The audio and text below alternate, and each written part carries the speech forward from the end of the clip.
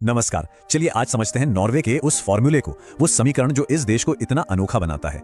एक तरफ है जबरदस्त एक्सट्रीम्स और दूसरी तरफ गजब का संतुलन। आइए इसे और करीब से जानते हैं। तो हमारी कहानी शुरू होती है दुनिया के एक ऐसे कोने से जो रहने लायक दुनिया का लगभग आखिरी छोर है।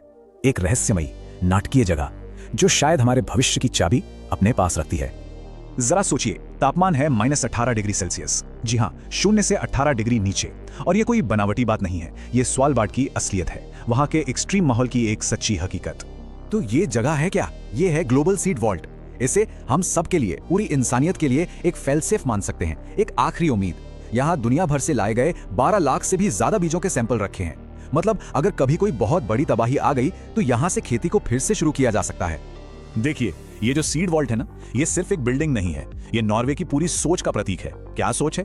कि कल के लिए बचा कर रखना है। और बस यही लंबी सोच इस देश की पहचान बन गई है।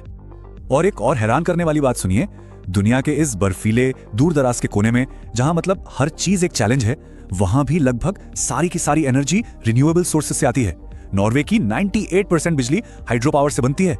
इससे साफ पता चलता है कि यह सिर्फ कोई पॉलिसी नहीं है, बल्कि उनकी नेशनल आइडेंटिटी का, उनकी पहचान का एक बहुत जरूरी हिस्सा है। अच्छा, अब आते हैं नॉर्वे के सबसे बड़े विरोधाभास पर, उस पहेली पर जो इस देश को इतना दिलचस्प बनाती है।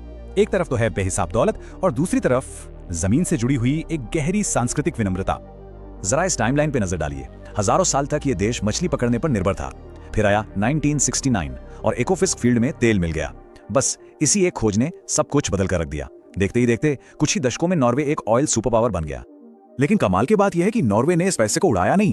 उन्होंने क्या किया? उन्होंने बनाया दुनिया का सबसे बड़ा सॉवरेन वेल्थ फंड, और आज उसकी कीमत पता है कितनी है?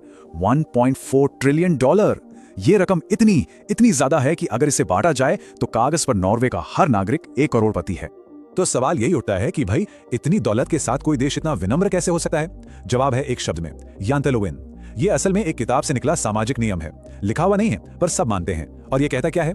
ये कहता है, कभी ये मत सोचो कि तुम किसी और से बेहतर हो। और ये सोचना उनकी रोज की जिंदगी में दिखती है। वहां दिखावा करना अच्छा नहीं मानते, चाहे कोई कितना भी अमीर क्यों ना हो।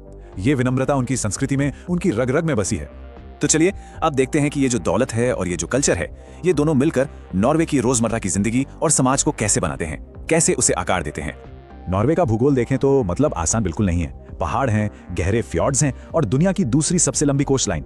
इसके बावजूद उन्होंने इंजीनियरिंग के ऐसे कमाल किए हैं कि पूरे देश को जोड़कर रख दिया है। यहाँ तक कि दुनिया की सबसे लंबी रोड टनल भी यही है। और इन सबका नतीजा क्या निकला?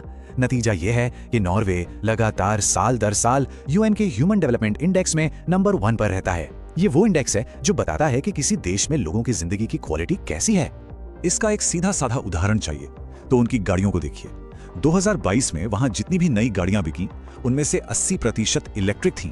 80%, पूरी दुनिया में सबसे ज्यादा। ये दिखाता है कि ये लोग भविष्य को लेकर कितने सीरियस हैं।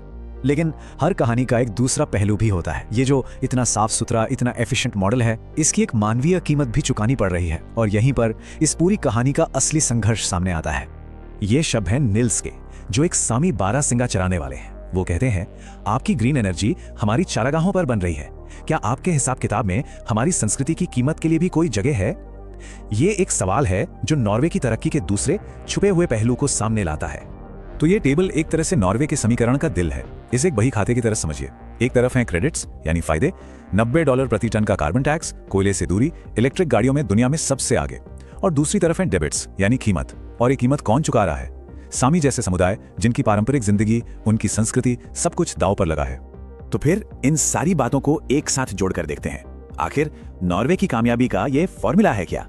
इस फॉर्मूले के हिस्से इन आंकड़ों में छुपे हैं। समाज को देखिए, 49 हफ्ते की पेरेंटल लीव, अर्थव्यवस्था, प्रति व्यक्ति जीडीपी $1 लाख, फिर है यहाँ का भूगोल और संस्कृति। ये सब चीजें मिलकर वो समीकरण बनाती हैं जिसे हम समझने की कोशिश कर रहे हैं। तो ये है वो नॉर्वेजियन फॉर्मूला। पहला, एक्सट्रीम ज्योग्राफी। दूसरा, उससे मिले रिसोर्सेज का सही मैनेजमेंट। तीसरा, सोशल डेमोक्रेटिक पॉलिसी। चौथा, भविष्य के लिए लॉन्ग टर्म इन्वेस्टमेंट। और पांचवा, जो इन सबको एक साथ जोड़े रखता है, वो है कल्चरल ह्यूमिलिटी यानी सांस्कृतिक विनम्रता। आखिर में नॉर्वे ने एक फैसला किया है, एक चुनाव किया है। वो चाहते तो अपनी दौलत से अपने लिए एक मजबूत किला बना सकते थे, दुनिया से अलग थलग। लेकिन उन्होंने चुना एक जहाज बनाना, एक आर्क, जो सिर्फ उनके लिए नहीं बल्कि पूरी दुनिया के लिए संसाधनों को बचा कर रखे। और यहीं पर कहानी घूमकर वापस वहीं आ जाती है जहां से हमने शुरू की थी, ग्लोबल सीड वॉल्ट। सब कुछ संतुलन में है और आने वाले कल के लिए जो रिजर्व है वो पूरी तरह महफूज है। तो ये सब कुछ हमें एक बड़े सवाल पर लाकर छोड़ देता है। किसी भी देश की कामयाबी के समीकरण का सबसे जरूरी हिस्सा क्या होता है? क्या वो भूगोल है या संसाधन? क्या वो नीतियां हैं या फिर वहां की संस्कृति? इस पर जरूर सोचिएगा।